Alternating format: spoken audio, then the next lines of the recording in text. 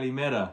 My name is Justin Smith, and just about 10 days ago, I finished up with my trip to Greece with the John Chambers College of Business and Economics and World Strides. And boy, do I have a lot to share. Today, we're going to be talking mainly about a lot of the cultural sights and scenes and experiences that I had the privilege of bearing witness to during my time. I think it's important, though, kind of before we get started here, to really talk about how Greek culture is based in thousands of years of history and context, right?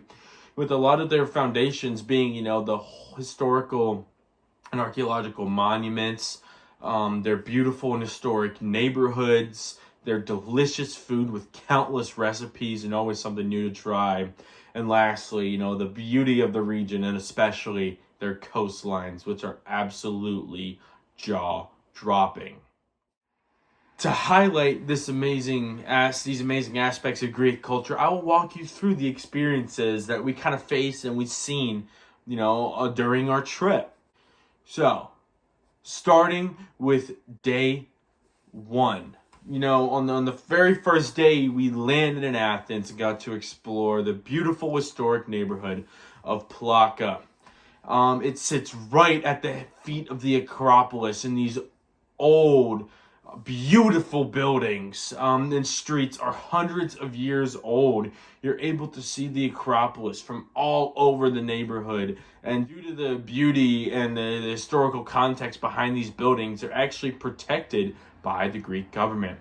And moving on to day two, we had a delectable food tour in Monastiraki Square. We started the day with loukoumades, which are delicious fried balls of dough with honey, and they are very, very good, like a donut hole for us.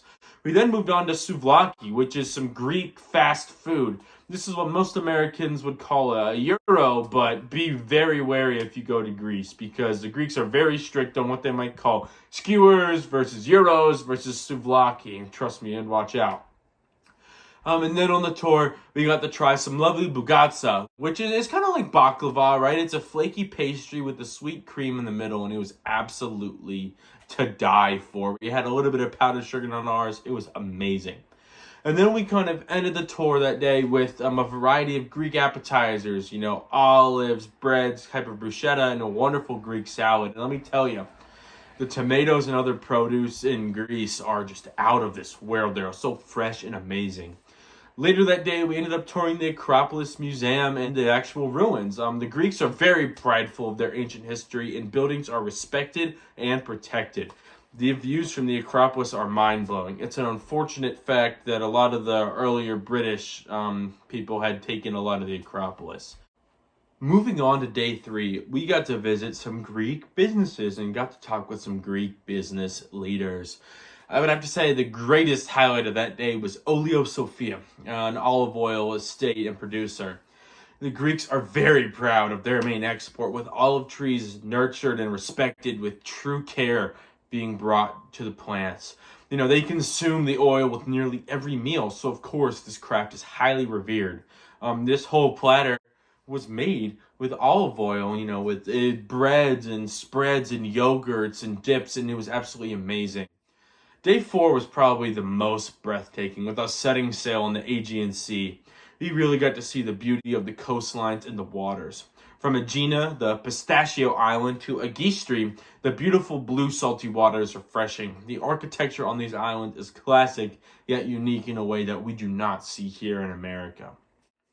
On day five, we got to understand two staples of Greek culture: their pride and their love of family. After visiting Marinair, a globally expanding shipping company, the Greeks are very proud of their rebounding and growing economy, and it was very easy to tell from his speech.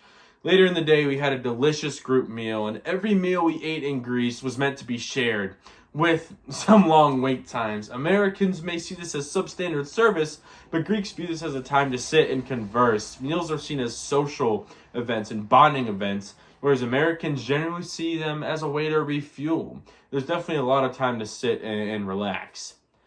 Our final days were spent in Crete and Chania. We toured the Palace of Knossos, another olive oil and wine estate, Old Town, and the Agia Marina.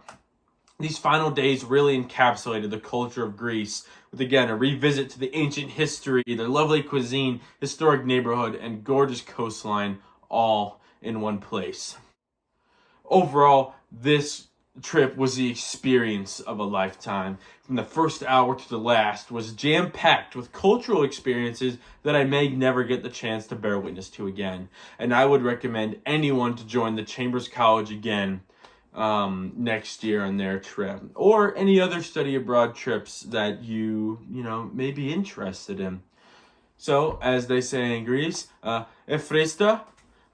Thank you. Again, my name is Justin Smith, and thank you for your time.